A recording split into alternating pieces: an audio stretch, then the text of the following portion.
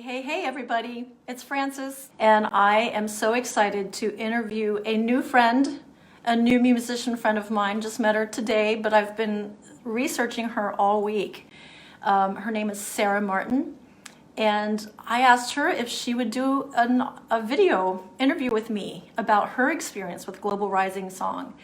So I'm going to bring Sarah on. She's from Nashville, Tennessee, and she is doing a lot of stuff and has won awards, and I'm just honored to bring her on. Well, welcome to my Facebook world, and welcome to my fans, and I'm really just getting to know you too. We just connected today on Facebook Messenger because I've been spying on you all week because I found myself in this Global Rising Song competition. I'm like, wow, what did I get myself into? But it has been amazing. And so I started looking back through who are the other songwriters that have done this and how many votes did they get, and you're at the top. And I'm like, so I started checking out who you are, and I just thought, you know what? I'll reach out to her and say, hey, do you have any advice? And you've been amazing. So tell us a little bit about yourself. Tell us about yourself. You're from Nashville, but are you from there originally? So I'm actually originally from Massachusetts. Okay. I moved here about 5 years ago. Sorry. Okay. Technical difficulties, everybody. Hey, we are used to it. My people are used to it. See, I am my people. That's what we have to start talking about. Well, I know my people too. I have a lot of me people inside. Like me, myself, and I. Yeah, and the rest of us. We're all working together in here. I know. So okay. people are saying they're hearing you just fine, so we're good. So you were saying you moved to Nashville 5 years ago? Yes. This year is the 6th, but I'm actually going to be moving. I had told you I'm going to be moving back to Massachusetts just for the year to save for a down payment on a house. That way I can move back to Tennessee and just be here for good because I'm sick of moving. Oh, wow. How many times have you moved? Like within Nashville? Oh yeah. I've moved 6 times in the 6 years that I've been here. So it's a little much, and with COVID and everything, it's just there's not a lot of steady income, so it's more of it's like sporadic random income. So it's just I'm like I'll just save the money, and that way I'll have the security. I'll come back. My future self is going to thank me for this.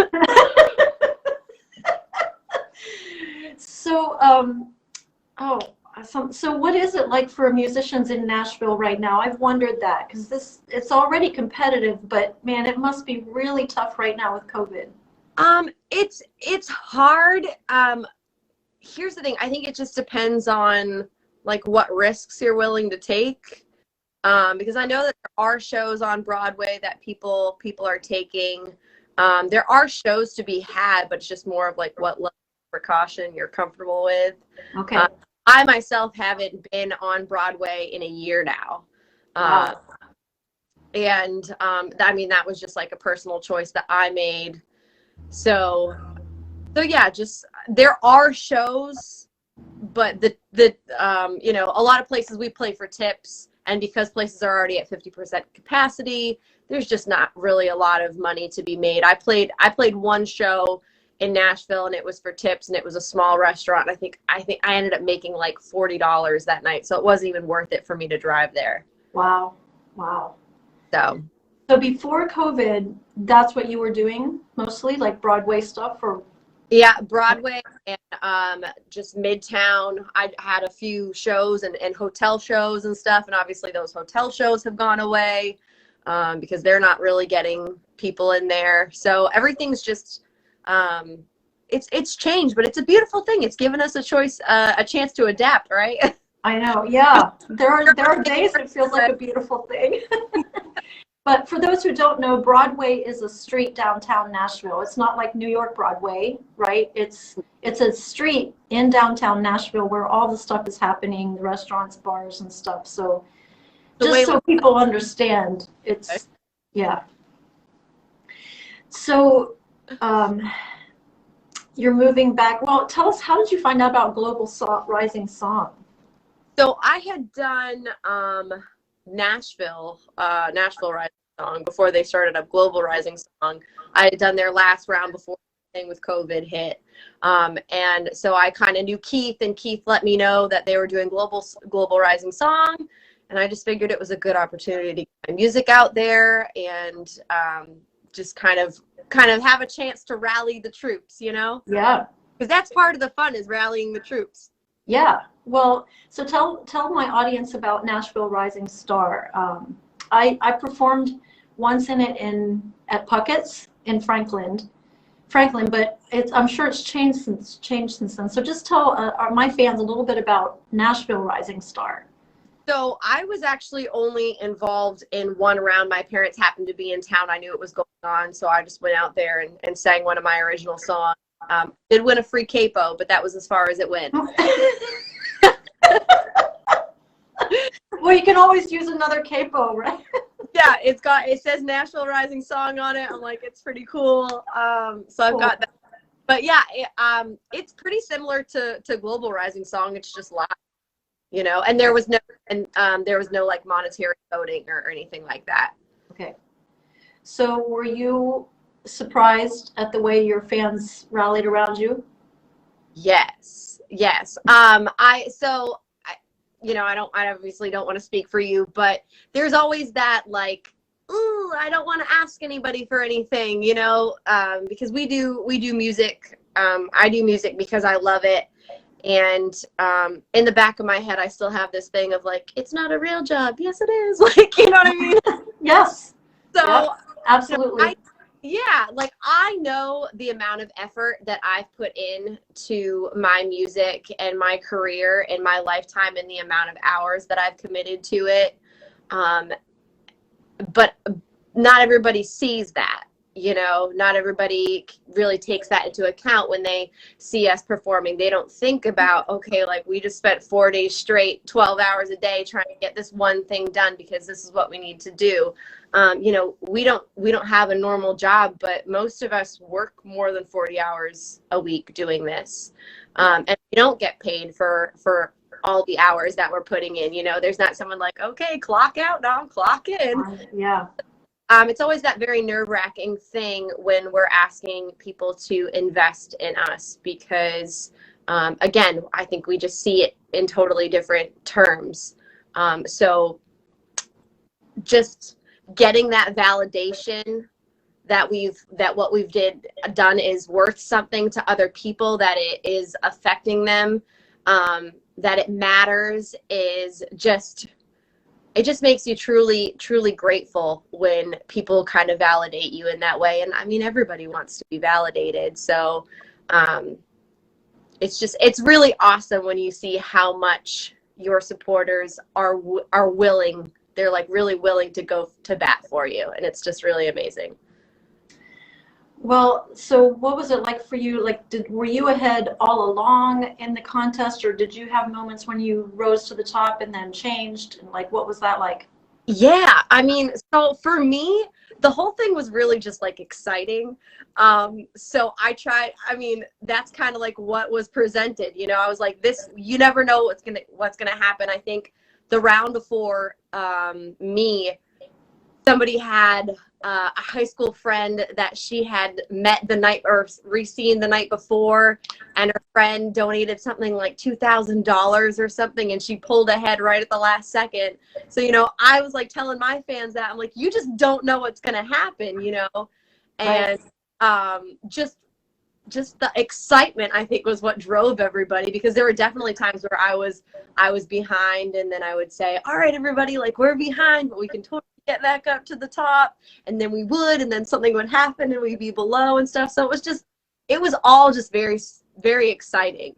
I mean, do you find that it's exciting, or are you like, I just want to win? Oh no, I have moments. It's exciting, and then at the end of the day, I'm exhausted, because I'm like, okay, what am I going to do tomorrow to, you know, keep people engaged? And like, it has been really good for me, but it's also been just challenging. And I went into it thinking, oh, I don't want to ask either. And I've already asked all year long with COVID, but people have just really stepped up. And so I found myself kind of going, oh my goodness, okay, like a mouse on a wheel or something. Okay, here we go. Right.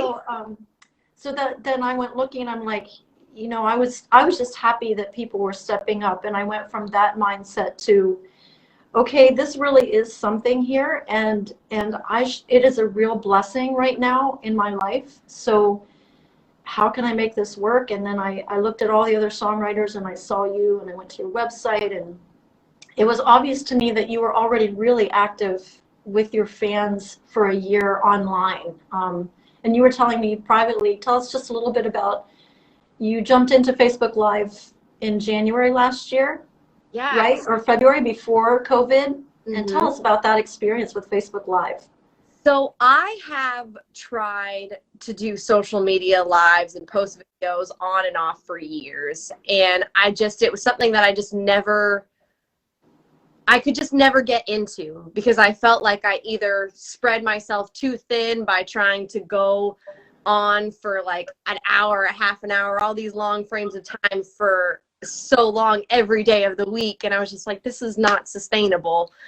So then I would disappear for a while, and then I'd come back and disappear again. And I had told you, I just felt like I just really didn't like social media, because I genuinely love like connecting with people in person. Mm-hmm. And there's just something initially that's missing with social media with that. So I would go on live and everyone would say hello and things like that. But at the end of the day, I didn't know who any of these people were. They were just pictures on the other side of the screen. I felt like I couldn't really connect with them. And in a way, I felt like I wasn't being genuine. But then the more and more I decided to do it, I was like, you know what? I do have a certain amount of people that I feel like I actually know. I'm going to tell them that I'm going to start going live. And so then I just committed to doing one song every day. And, after a year, I was telling you, it's become my favorite part of the day. It's just going on. And now I have a community where they're actually like saying hello to each other and like asking each other how they are. And it's just like this beautiful thing that has been created, and I'm just so grateful. And I really just see another side of social media, especially after COVID and stuff, because this is basically the way we can all connect at this point. I know, and it becomes like a little family. It really does. And I remember feeling that transition too, of going from, it was up to me to make it all happen, to watching people chatting while I'm singing, and like they're talking about what they're having for dinner, or what's going on in their life, and I'm trying to sing and remember my words and pay attention and engage, and like sometimes I sing their comments, and do you find that too? Like it just throws you off track. And I soon started saying, you know what, this is not about perfection, this is about connection. Yeah. And it does. I think Don Byers said a musician provides a soundtrack for people's relationships. So while you and I do our music, people start forming relationships. And I remember watching that transition, go, wow, there really is something special happening here. And I'm with you too. I've gone from, I hate this raw exposure feeling, to, I don't know if I want to do a lot of big live events anymore, dragging sound systems around and all that. I mean, I'm sure I will when that opens back up, but I just have really come to enjoy it too, connecting with people. Yeah. But, well, someone asked me to ask you about the super round, which they must know more than I do, because I don't even know what that is. What's the super round? So the super round is basically, it's like your finale round. Okay. So when you get past this round, eventually there'll be a super round where that's like when they do like the overall winner. So I think it was rounds 1 through something, let's say 13, and like all the winners from those rounds were put into like the super round. Oh my word. So it's like your finale. whole nother level, because then you have that, you're like, oh goodness, are people going to show up again? And you know what's awesome is they do. Wow. Okay. It's one of those things where y'all, everybody voting right now, appreciate you, because it does mean so much, right? Like, It does. It's not something that we take lightly, because we really do take to heart that you are contributing your hard-earned money, especially at a time where money isn't coming on easy to us, and that's everything. Yeah, I agree.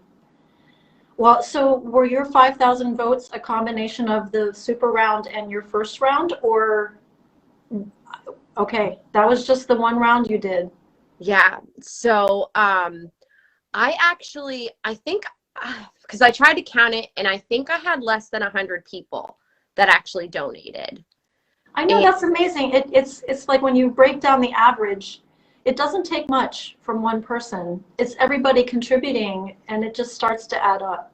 It really does. And I did have a few people that were just like real gung-ho, and I told them too, I'm like, don't put yourself out. Like, Yeah. But like, don't put yourself out. But it's just amazing that people, they really, really want to help you. Like, they want to see you succeed. And just seeing that kind of support put out there is just like, it kind of takes you back. And you don't realize the amount of support sometimes you have until things like that happen, and then you're like, dang, people really believe in me. I know. I know. It's time we start believing in ourselves then, right? Well, it's like, it's just like I said before, the amount of work that you put in, but to feel like somebody else sees that is just like, man, Yeah. like, makes it all worth it. You know what I mean? Yeah. Yeah. So just for the super round too, they do, or last time they did like $100 bonus every day if you get the most amount Oh my goodness. of votes. So what I did, because I'm like very organized and like, I try and like strategize or whatever. So I set an alarm for myself every night at like 11:59, so that I could go see what everybody had for votes. So I would know like exactly the goal that we would have to hit to get the highest amount of votes the next day. So that way I could set up a goal for everyone. I was like, okay, Yeah. like, this is what we're going to do. And we ended up donating money. We just donated the $100 to something every day. Cause I just figured, this is the extra $100 that, like, if it's extra, like, it doesn't need to be mine. It can be somebody else's that Right. needs it. So it was just like a really good way to kind of do something for other people too.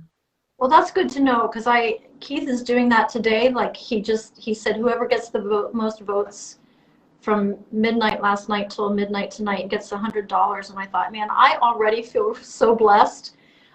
So I'm gonna just add extra to the child I support over in Africa and give that to her. But so I feel like I've learned so much this round that if I ever did it again, I'd do a few things different. Did you feel that way? Like you would have, I feel like I'd know how to strategize better the next time around. Like, I think it just took me by surprise. I do have somebody helping me kind of start keeping track now of the votes and so forth, but any advice for me in this last 24, 30 some hours that's left? I know that it sounds like very cliche, but honestly, like, just have fun with it, because I think the more you have fun with it, the more your supporters have fun with it. Because my thing too, which I felt like was very important for me, was to let my supporters know that, like, no matter who won, that, like, they were to be supportive of that person. There was no, negative comments of like, oh, should have won, like, whatever. Yeah. like I growing up, I've always been taught like you're a team player, you're a good sport about things, you're supportive of other people, because I'd seen some things in some past rounds that were like, I was just like, oh my goodness, I would like I wouldn't want my fans to be saying things about like other people like that. Oh, so I just like made it very clear to my supporters, like that is not how I want us to behave. Like whatever happens, it happens. Because whoever wins, I mean, at the end of the day, it's like we're all trying to do the same thing. I know, and we all win. I mean, I feel like you all get your votes, right? Yeah. So it's a matter of, I think, of winning at your own goal. Right. And I feel like my fans have been very gracious and very kind, and I've just kind of had fun with the other person that we've been switching first and second place with, and we've actually connected and become friends, and I feel like I'm making some new songwriter friends through this. Yeah, I think that's the thing to make it really clear to our supporters too, is like we're literally all doing the same thing. There was a round where I reached out to everyone and I was like, hey, like I'm Sarah, like just because a lot of times when it gets to be like a competition, there's just like that vibe out there, that we're like only one person wins. And so like it's always made me feel a little uncomfortable to be a part of like contests. Yeah, I know. At the end of the day, everyone's genres and voices and everything are so different that it's so subjective to say like what is the best. Yeah. Like at the end of the day, for me, just seeing the support that I had and having that like validation, like I said, and just seeing that was like everything. Yeah. Those are great thoughts. And wow. So you still do a song every day, like on your page for people to check out, and give us your website for people to go visit. You have a great website. I actually sent your website address to my producer and said, I love Sarah's website. How much work is that compared to what I have to change what I have? Because it looks very contemporary and engaging. And so anyway, tell us your website and what you're still doing on Facebook Live if they want to check you out. To say, if I can help you with anything with your website, you let me know. I've done a lot of like searching for artists that I like and like seeing what how their setup is and stuff, and trying to like mirror it in my own way. So yeah, I would be happy to help you with that stuff too. Okay. If you need anything. But yeah, my website is just at sarahmartinmusic.com. Sarah with an H, Martin like the guitar, music like you'd spell it in any other scenario of life. All my social media is Sarah Martin Music as well, and I'm on every day, Monday through Saturday at 11 Central, 12 Eastern time. I do an original song. So yeah. So you still feel like that one song is enough for you every day and it connects with your fans enough? I always vacillate between, do I do it longer, shorter, more often? Like it's hard to know. So yeah, and I think it's a very individual thing, like what is sustainable for you. You know what I mean? Yes. Yeah. Trying to commit to doing longer periods, because I do a Saturday Night Live too, which I go on for an hour every Saturday. But that's like as much as I can commit to doing like a long one. And then Sundays we do like a half an hour gospel thing before I go to church, which has actually been really fun. But it's more of just like being honest with myself of what's the tipping point between what I really enjoy doing and when I think I'm wearing myself thin, and also not being able to concentrate on other things that I need to concentrate for my music. And I've found personally that I started off doing one song and now I do a cover and an original, so I would do two. But yeah, that's for me. That seems to be like my good point, and then I just talk for like 10 minutes because I'm good at doing that. You are. Well, you're very engaging, and as soon as I watched one of your Facebook Lives, I'm like, oh yeah, I can see why she's just gathered people around her, because you're just cheery and bright, and nothing is perfect. Nothing is perfect. So no. the more you embrace like, just like the rawness of what's going on, I think the better, Yeah. So Well, thanks so much for doing this. It's been so much fun, and yeah, any parting advice you want to give to my fans or to me or to anybody? just have fun with the competition. Know that I'm sure I don't want to speak for you, but I'm sure maybe I can at this point, of just saying that anything that you donate for votes or anything like that means a lot, Francis. I know that it means, it meant a lot to me.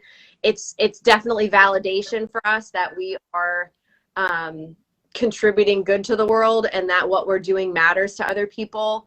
So I would just know that if you are giving money, that it does mean something, that we're not just nonchalantly just like, oh, they gave money. Like, we genuinely appreciate it. And yeah, just show your support and however you can, whether that's continuing to vote or just sharing the link with others and encouraging them to. We understand that you only have so much money to give before you're broke. So sharing the link is super helpful and super important. Even texting some people the link if you wanted to. But every little bit helps. Every effort is very much appreciated. So just keep at it, because you guys were obviously doing a great job.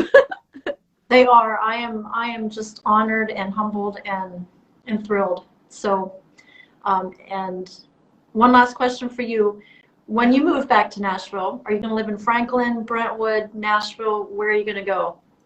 So I have this crazy idea that I'm going to go where the house is. Oh. So it just depends on where the right house for me is, because I really don't want to move again once I get here. So I have, a set budget in mind, and hopefully the closer to Nashville, the better, but it really just depends on where the house is, and I'm going to do that. Wow. Well, I hope we'll stay in touch. I think we're cut from the same cloth. I think so too. I'm so glad that you reached out to me. Well, it's kind of my motto. What do I have to lose? So I usually gain a friend. So we should definitely get to know each other better. I agree, because I used to go to Nashville and visit, and I'd love to connect with you. I haven't been there for a few years, and then we'll talk about Christmas show and whatever I can do to maybe help you with that idea. And when I get my house, you can come on down to Nashville and have a visit. That would be so much fun. I'm actually going to be doing like a little cross-country road trip this summer too, so I'll be in PA at some point. Hey, we'll reach out and yeah, we'll try to connect. Yeah. So, thank you, Sarah. I appreciate it. And will anybody on here have any questions for Sarah? I didn't think to do that. I see people are commenting and watching, but anybody want to ask Sarah anything? Within reason of music, or like I always say, don't ask me big, deep questions. Just simple things. Can you see comments? Because I can't see comments, but I don't know if I'm. Oh yeah, I can see comments, and my friend Brian has been posting your website, and oh, thank you, Brian. Brian wants to know about snow in Nashville. So there's still snow on the ground right now. This is the most snow that I've seen. We had one other snowstorm when I first moved to Nashville. But being from Massachusetts, it's just a whole different experience when it snows in Tennessee. I bet you probably get a comedian show. Oh my goodness. It had snowed for like 2 days and the roads still weren't plowed. I went to AutoZone to get a battery for my motorcycle, and the Wait. You ride a motorcycle? I do. So do I. No, you don't. Yes, I do. It's a Yamaha V-Star 950, bright red and loud. Oh my goodness. So I've got a 750 Honda Shadow, a 2004. Okay, now we really are friends. We're friends. I love that so much. I don't even know what you were saying. You went to AutoZone for something for your... Doesn't matter. Now this conversation is about bikes. Oh my word. See you all later. We're going to have our own little chat. I actually just got my motorcycle license 2 summers ago now. It was just always been on my bucket list to learn how to ride a motorcycle. So you know what? I literally there was a week that I had nothing to do, and I was like, you know what? This week I'm gonna go sign up and take a course at Harley Davidson. I did, and then of course once you take the course and get your little certificate, I was like, well, I can't not buy a bike. So I found a bike on Facebook Marketplace. I think I paid $2,000 cash for it. Okay, I'm in shock. Sorry. You don't look like a biker, and neither do I. That's the beautiful thing about it. We are multifaceted women. I love it. I love it. Oh my goodness. So do you have any songs about biking? I don't, but I do have a song called Muddy Boots, which is like pretty much describes me to a T. And I'm sure it probably describes you too now that I'm getting to know you a little bit better. Yeah, I did listen to that song, and yeah, I was a farm girl, so I know what muddy boots are. Yeah. Did you grow up on a farm? I did not. I grew up in a small town, but it was just I grew up in a neighborhood full of boys. Oh, okay. You know, you gotta learn how to survive in that kind of environment. Yes, you do. Yes, you do.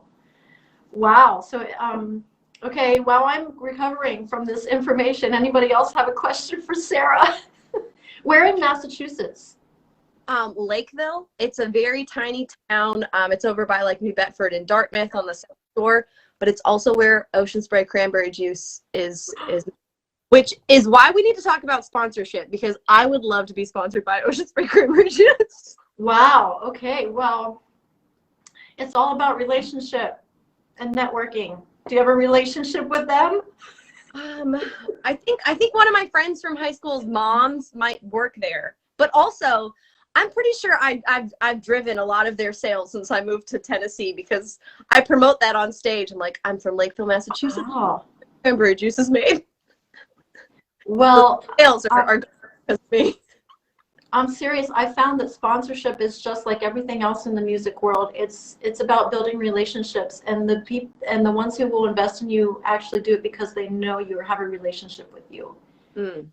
Mostly. So yeah. Anyway, that's off. I saw somebody ask, when are you moving to Massachusetts, and did you have great neighbors growing up in Lakeville? I did have great neighbors growing up in Lakeville.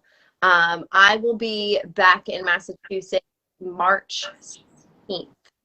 Okay.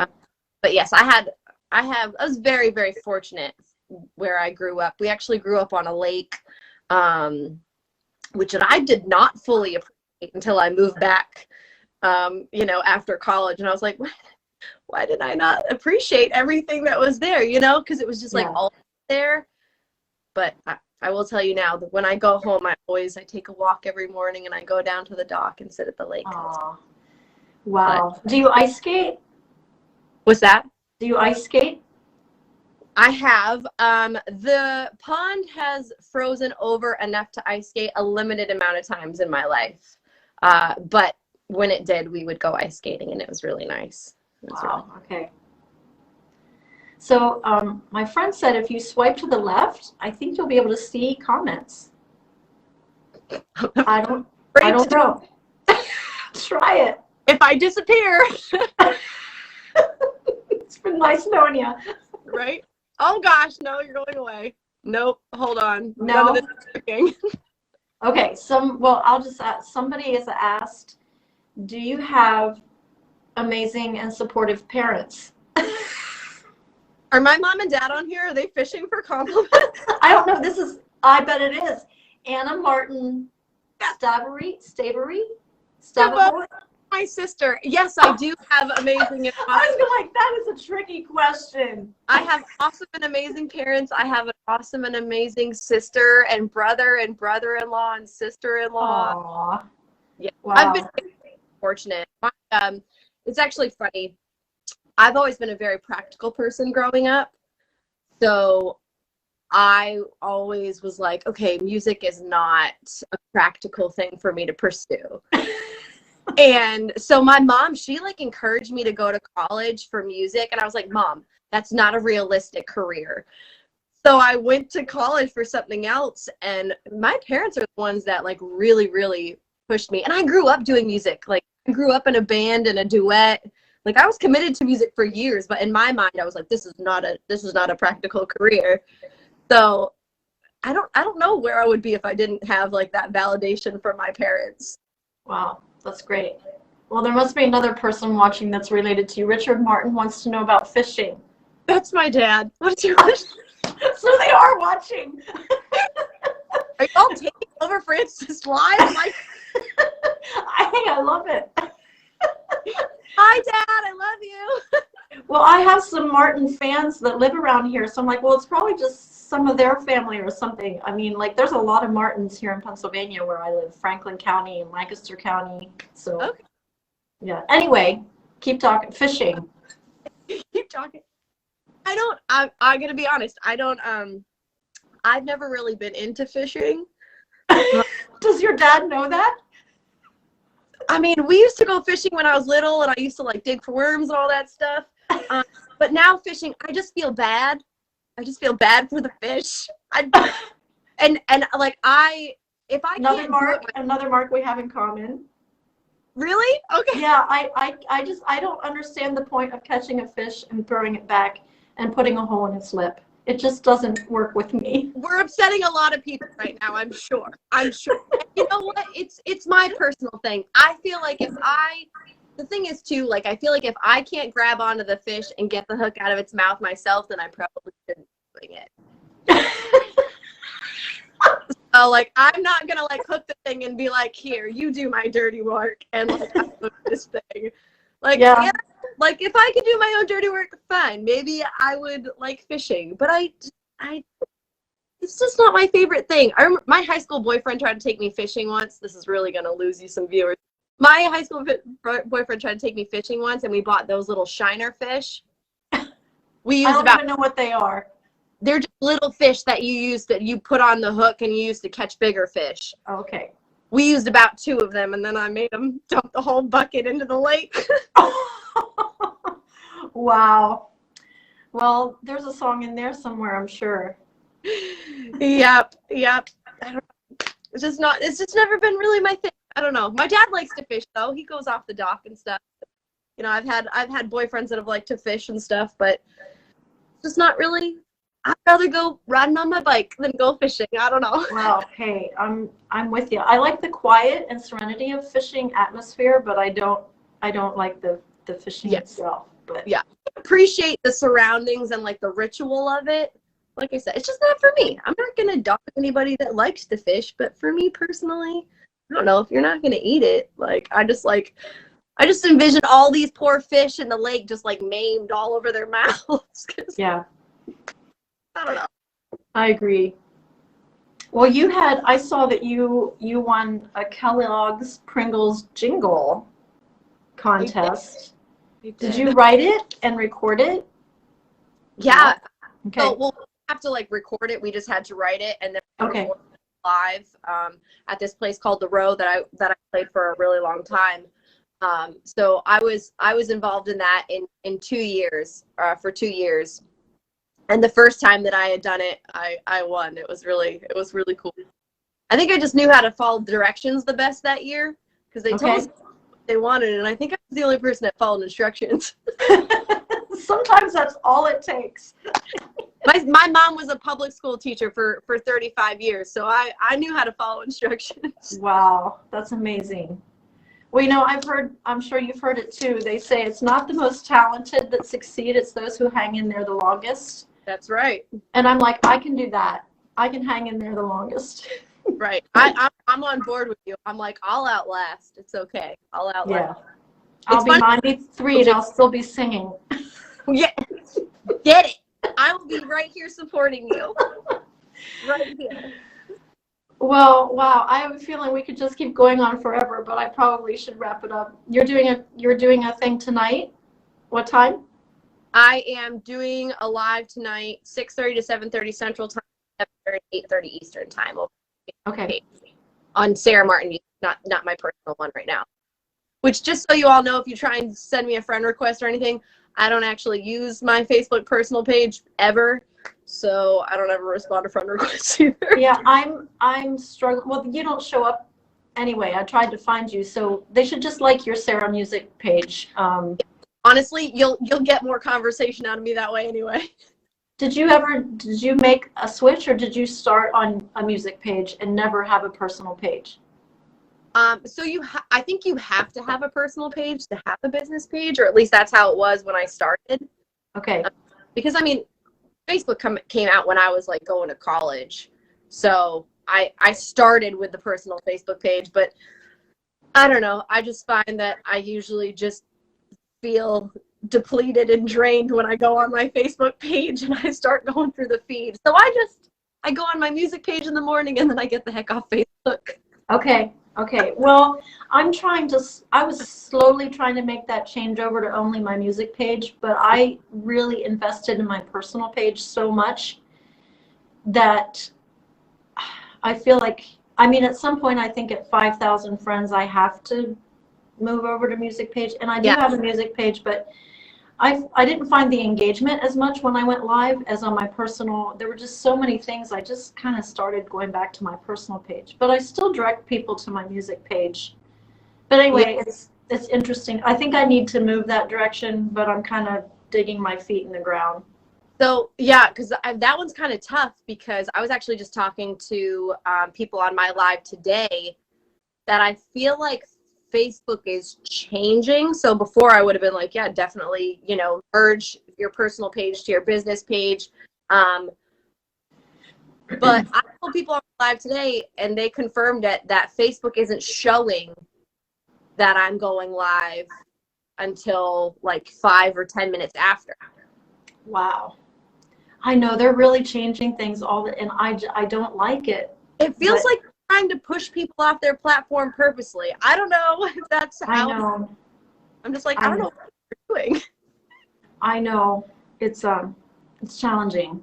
And I just told my husband today, you know what? COVID has been a good practice of innovating, because if Facebook would ever go away or take away the tip jar potential, or any, even global rising, if they would take away the link opportunities, I'd be in trouble again. Like, not again, but it would be another way I'd have to innovate, because now I've gotten so used to this live interaction with my camera. If I couldn't use Facebook, I'd have to reinvent myself again musically. So COVID's been, what'd you say? Do you have a YouTube? I do. And I'm slowly developing that, but I can't go live on that. Like, I don't have all the setup for that. So I usually just post things on YouTube, and I am building that up. But what are your thoughts about that? So I've actually been thinking about slowly making a transition to YouTube for a few months now, especially because Facebook doesn't seem to be updating people when I need them to be updated. And I mean, is Facebook like the only platform? You said you have a YouTube, but yeah, but I haven't been able to go live there without added technology and software and stuff. How do you go live? Do you use your laptop? So you can use your laptop. I think you can use your phone. I'll have to look into that. Maybe this is something we can further discuss. Yeah. I haven't been able to do it on my phone. When I try to on my phone, it doesn't allow me. So I don't have, before you had to have like at least 1,000 followers on YouTube. Yes. And I have my most followers on Instagram and Facebook. So I don't even have 1,000 followers on YouTube. But for some reason, the option to go live is now present. Okay. So I'd be curious. Try it once and see what you find out. Yeah. My technician can do it, but he has an encoder that he has to use. So there he is. Brian says you need 1,000 followers. Yeah, I only have 300 and some. Which there was a time when you had to have 300. I'm like, I'm gonna get there, and then when I got close to 300, they changed it to 1,000. Thank you. There goes that. Pushing the line a little further away from us. It's fine. I know. I feel like a monkey that just hops after a banana. We're gonna figure out how to do things with more intention. We'll help each other out on that. Okay. All right. Well, hey, thanks so much. It's been fun. Absolutely. Appreciate it. Brian says we need an encoder. That's what I thought. Yeah. You need don't more. You need more stuff to do YouTube Live. So anyway, We'll figure it out. We'll figure it okay, out. all right. Well, hey, have a great day, and we'll definitely stay in touch. Yes, Francis, Yeah, this was great. it was great. You were awesome. So thanks so much, and thanks for everybody joining us. Yes, It's been fun. Thanks for sitting in on our conversation, and share this around. Let people hear what Global Rising Song is all about. So, go vote for Francis. woo! Thank Woo. you. GlobalRisingSong.com, Inside Things Song. All right, everybody. We'll see you later. See you, Sarah. Bye. Thank you.